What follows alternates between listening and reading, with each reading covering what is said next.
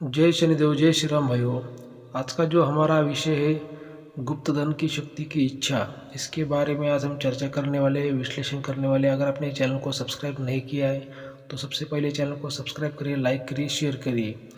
भाइयों, जो चैनल का संदेश है, कानून के खिलाफ, धर्म के खिलाफ आप कोई भी काम मत करिए। देखिए, जो भी मैं आपको जानकारी देने की कोशिश करता हूँ, बिल्कुल सही जानकारी देने की कोशिश करता हूँ भाइयों।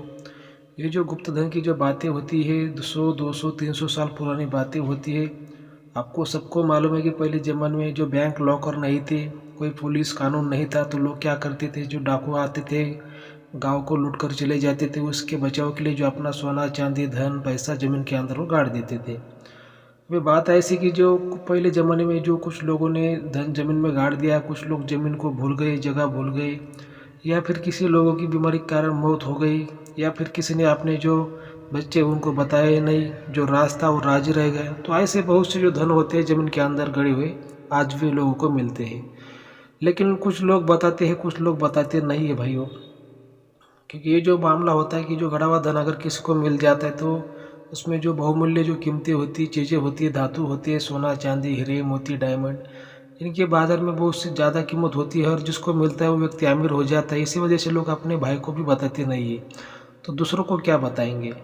तो जो हमारा आज का विषय है कि इस पर जो शक्ति होती है उसकी क्या इच्छा होती है, उसका क्या राज होता है। तो देखिए भाइयों, सबसे पहले मैं आपको कहना चाहूँगा कि जो लोगों को ऐसा लगता है कि भाई कहीं पे धन है, किसी घर में हो, तो ऐसे किसी तांत्रिक को मिल जाएगा, ऐसे कोई तांत्रिक आएगा उसको निकालेगा, या फिर ऐसे किसी व्यक्ति को कर्म से मिल जाएगा। लेकिन ऐसा नहीं होता। जो धन मिलता है भाग्य से मिलता है भाइयों।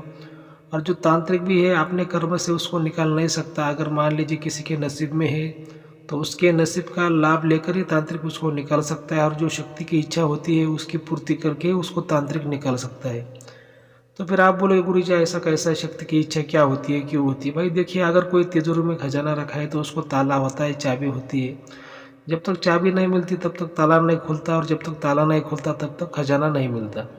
तो ऐसी बातें होती है। अगर कहाँ पे खजाना है, गुप्त हुआ गड़ा हुआ धन है, गुप्त धन है, तो उस पर जो शक्ति होती है वो पहले देखनी पड़ती है भाई कि उसकी शक्ति आसपास कहाँ पर है, शक्ति क्या बोलती है, उसकी क्या इच्छा है, उसका क्या राज है, उसका क्या मकसद है, वो शक्ति का क्या आदेश है, सब वो देखना पड़ता है। उसके बाद ही जब हम शक्ति को संतुष्ट करते हैं, उसकी इच्छा पूर्ति करते हैं, उससे हम आदेश परमिशन लेते हैं, तब ये धन के काम होते हैं। लेकिन लोग क्या करते हैं, डायरेक्टली जाते हैं सीधा, और जो खजाना होता है उस पर धाड़ मारते हैं और उनका काम फेल हो जाता है। देखिए भाई, वो सीधा अगर मान लीजिए कोई तिजोरी है, कोई घर है, तो आप उस पर अगर धाड़ मार दोगे तो आपको थोड़ी वो घर का अंदर कुछ मिलेगा। पहले वो घर का ताला तो खोलना पड़ेगा, उसकी चाबी ढूंढनी पड़ेगी, तभी तो आपको घर का जो राज है, अंदर क्या है, घर में जो खजाना है, पैसा आपको मिलेगा। तो ये वैसी बातें होती है कि लोग समझते नहीं। जो देखिए ऐसी बात, तो पहले तो हमारा ये साफ साफ संदेश होता है भाई, कानून के खिलाफ, धर्म के खिलाफ आप कोई भी काम मत करिए। लेकिन जो बातें समाज में है, जो कुछ बातों पर चर्चा होती है, कुछ अफवाहें होती है, तो उसका क्या सही राज है, उसकी क्या सही जानकारी आपके सामने रखना एक गुरु होने के नाते हमारा फर्ज बनता है। तो देखिए, गड़ा हुआ धन होता है, जो गुप्त धन होता है, खजाना होता है, पहले ज़माने में थे, आज भी लोगों को मिलते हैं। आज भी ज़मीन में ऐसे बहुत बड़े बड़े खजाने हैं। क्योंकि जो हमारा देश था सोने की चिड़िया था, दुनिया में सबसे ज़्यादा जो सोना था हमारे देश में था।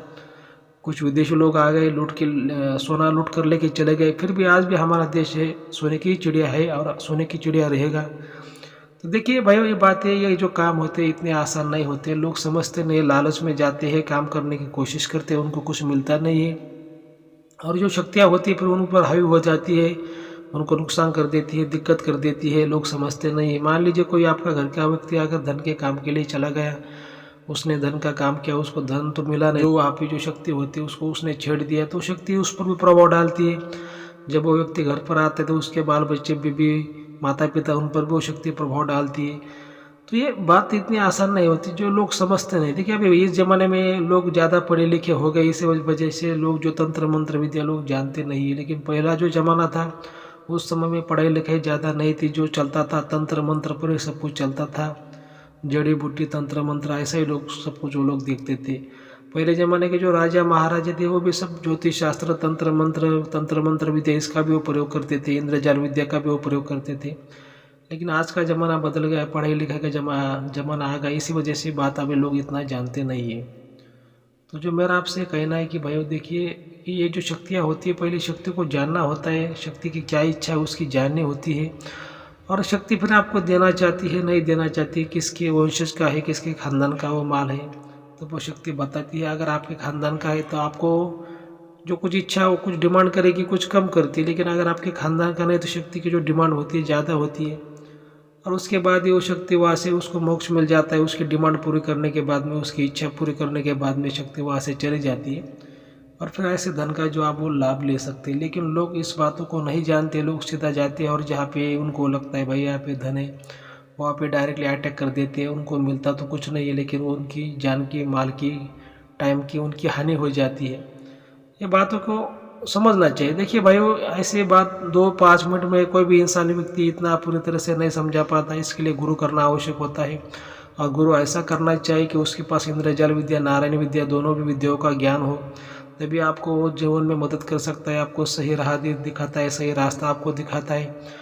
अगर एक ही विद्या का ज्ञान हुआ और दूसरी विद्या का ज्ञान उस गुरु के पास में नहीं हुआ तो आपकी पूरी तरह से मदद नहीं कर पाता।